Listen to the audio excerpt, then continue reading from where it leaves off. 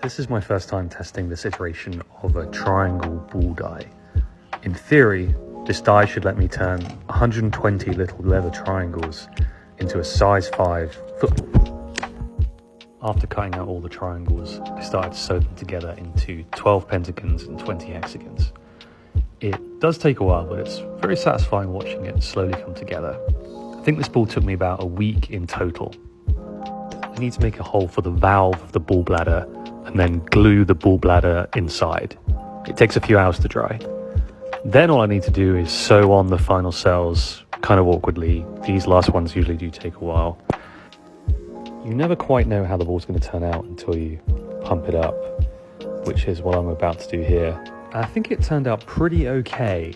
It's not the roundest ball in the world because the triangles don't make perfect pentagons. So it's not perfect, but I've been working on this concept of an eye ball. This will be the third version of it that I've made. I'm going to update the colors to be a bit more subtle in this version. There's 4 different leathers that go into this design. 80 hexagons and 12 pentagons need to be stamped out. This is the pupil right here. It took about an hour to stamp everything out. These are all the cells that need to be stitched together.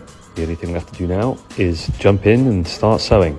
I got about this far and I realized I wanted to actually change up the design a little bit. So I stamped out a few extra cells and mixed up the color palette to make the pupil pop a little bit more. The hole for the ball bladder is right in the center of the pupil.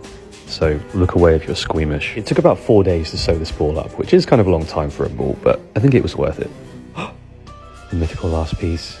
This cell does take a little bit to sew on and it's kind of tricky and fiddly, but it's done. I'm quite pleased with how this turned out. I think the next version of this I'm going to do is going to be even more subtle than this one. I might try and stain some of the brown leather I have with coffee to see if that adds enough contrast. I'm about to make the best ball of my ball making career. The last version of this ball has one big issue, and that is it isn't round.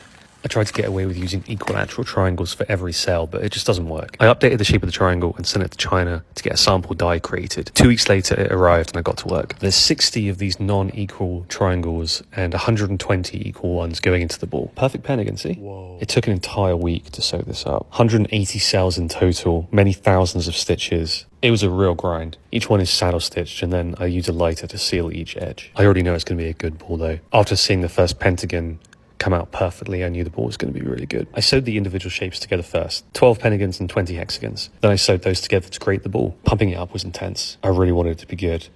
And luckily, it is good. Look at this thing. Look at this thing. The stars aligned on this one. I'm super happy with it. Everything came together perfectly. The best thing about it is it's totally unlocked this new set of dies.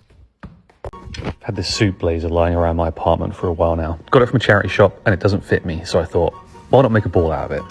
I thought it would be extremely simple and just a case of cutting out a few pieces of fabric, stamping out using these dies. But I did a couple of test stamps and there were some issues, so I decided to glue the material on top of another material to make it a bit more structurally sound. That way when sewing them together, there's a bit more substance for the stitches to kind of latch onto. Then it was a case of stamping out the 20 hexagons and 12 pentagons like any other standard ball. I'm going to use this white thread to sew it together.